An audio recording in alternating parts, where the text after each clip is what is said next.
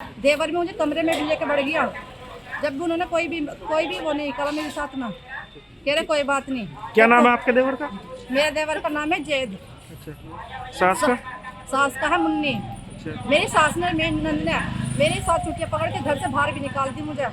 और जिस दिन मुझे तलाक दिया उस दिन हम दोनों माँ बेटी को मारकर घर से बाहर निकाल दी, तलाक देकर। तलाक तलाक तलाक। कैमरे पर अपनी दर्द भरी कहानी बताने वाली इस महिला की शादी दिसंबर 2022 में मेरठ के सिवाल खास इलाके के सुहेल से हुई थी। शादी के कुछ दिनों के बाद ही पति सुहेल और उसके घर वालों का रंग देखने को मिल गया पत्नी को।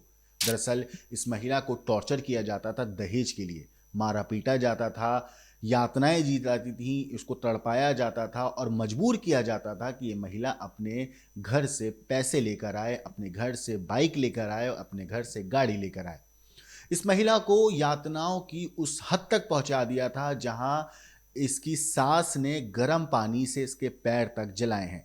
इस महिला का आरोप है कि इसके पति ने यह तक कह दिया था कि देवर जब छेड़छाड़ करता था, जब इसने अपने देवर की हरकत के बारे में अपने पति को बताया तो पति ने कहा कि दहेज नहीं लाओगी तो वो तो ऐसा करेगा ही, देवर है तुम्हारा।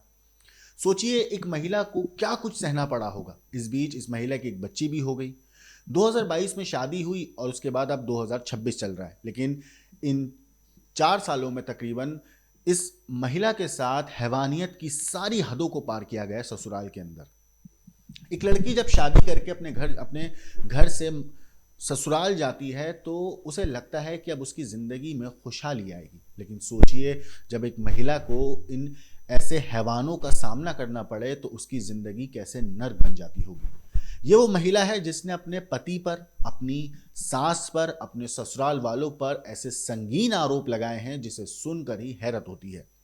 दरअसल इस पूरे मामले में, ये पूरा मामला पहले मैं आपको बता दूं, यूपी के बागपत जिले का है, जहां पर नवविवाहिता परवीन को सिर्फ दहेज के लिए न सिर्फ शारीरिक और मानसिक यातनाएं दी गई बल्कि उसकी इज्जत, सुरक्षा, जिंदगी तक को दांव पर लगा दिया गया। पीड़िता के मुताबिक इसका निकाह दिसंबर 2022 में मेरठ के सुहेल से हुआ था।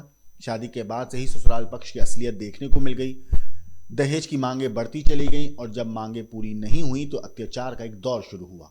महिला का आरोप है कि उसका देवर जैद उसके साथ लगातार छेड़छाड़ करता था। जब वो कई बार जैद ने अपनी भाभी को यानी कि परवीन को ज़बरदस्ती कमरे के अंदर ले जाने की कोशिश करी, उसके साथ गंदी नीयत से उसके साथ गलत हरकत करने का ट्राई किया। पीड़िता ने जब इस घिनौनी हरकत की शिकायत अपने पति सुहेल को दी तो इंसाफ दिलाने के बजाय उसने अपनी पत्नी को उल्टा ताना मारते हुए कहा, जब दहेज नहीं लाई तो जो कर रहा है करने दो, वो तुम्हारा देवर है, हमें कोई दिक्कत नहीं।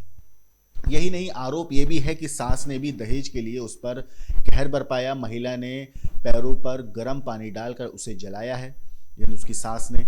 इसके बावजूद मायके वालों ने रिश्ता बचाने के लिए कई बार पैसे दिए, बाइक दी, लेकिन ससुराल वालों की जो दहेज की भूख थी वो बढ़ती जा रही थी। पीड़िता ने बताया कि मुझे दहेज के लिए 3 तलाक दे दिया है, देवर मेरे साथ छेड़छाड़ करता था। जब मैंने पति को बताया तो कहा गया कि जब दहेज नहीं लाई तो क्या दिक्कत है, देवर है, जो करता है करने दो। सास ने गर्म पानी मेरे पैरों तक जला दिए, गर्म पानी से मेरे पैर तक जला दिए। सास ने इतना ही नहीं, पूरा यातनाएं देने के बाद मेरे पति ने दहेज के लिए मुझे बेटी संग घर से निकाल दिया। अब सोचिए इस पूरे मामले पर थाना प्रभारी कोतवाली बागपत ने जांच के आदेश दे दिए हैं और कहा है कि आवश्यक जो है वैधानिक कार्रवाई जो है वो की जाएगी।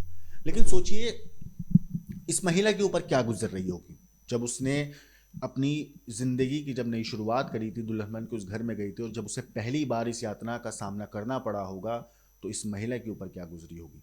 सोचिए उस महिला के ऊपर क्या गुजरी होगी जब उसने अपने देवर की गंदी हरकत के बारे में अपने पति को बताया और उसका पति उसका साथ देने के बजाय उसको और ताने मारने लगता है।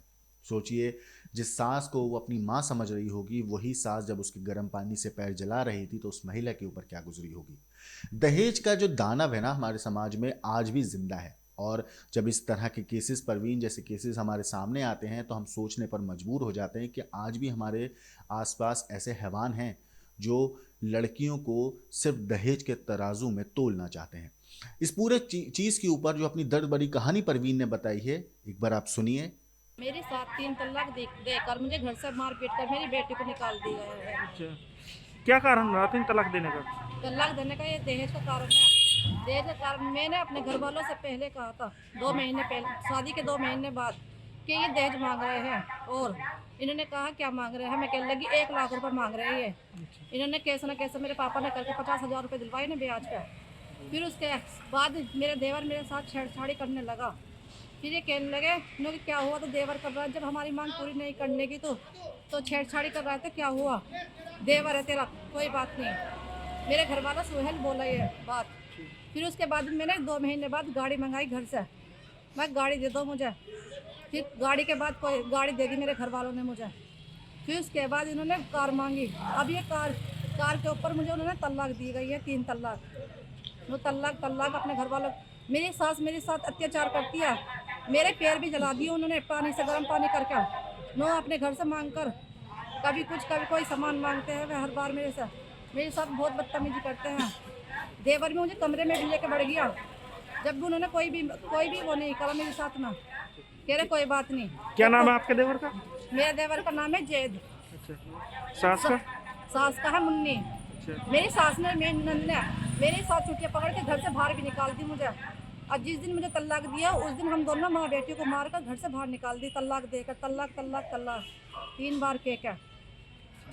क्या चाहते हो आप? मैं इंसाफ चाहती हूँ कि मेरी बेटी के लिए और मेरा इंसाफ हो, मुझे दोनों को इंसाफ मिले। कब शादी हुई थी आपकी? मेरी शादी 4 दिसंबर को हुई थी। 4 दिसंबर को? कौन सी सन में? सन है 2022। 34 साल लग गई मेरी शादी को। कहाँ से कहाँ हुई थी शादी आपकी? मेरी शादी हुई थी बागपत से मेरठ। वे मेरठ के तो है नहीं, वे सिवाल के है खास। अब क्या चाहते हो आप? अब मैं यही चाहती हूँ मेरे साथ इंसाफ हो, जो कार्रवाई होवे उन पे। कार्रवाई नहीं होती है तो अगला कदम क्या रहेगा आपका? क्या करोगे जो कार्रवाई नहीं होती है तो उन पर? मैं अपनी आत्महत्या कर दूंगी फिर। तो सुना आपने इस पूरे मामले पर प्रवीण का क्या कहना है। प्रवीण ने अपनी पूरी कहानी बताई, किस तरीके से उसे टॉर्चर किया गया, कैसे उसे परेशान किया गया, कैसे उसकी बेटी को और उसको मार कर घर से बाहर निकाल दिया गया। इस पूरी चीज़ के ऊपर आपकी जो कुछ राय है कमेंट करके ज़रूर बताइएगा। लेकिन देश और दुनिया की बाकी क्राइम की खबरों के लिए देखते रहिए क्राइम का।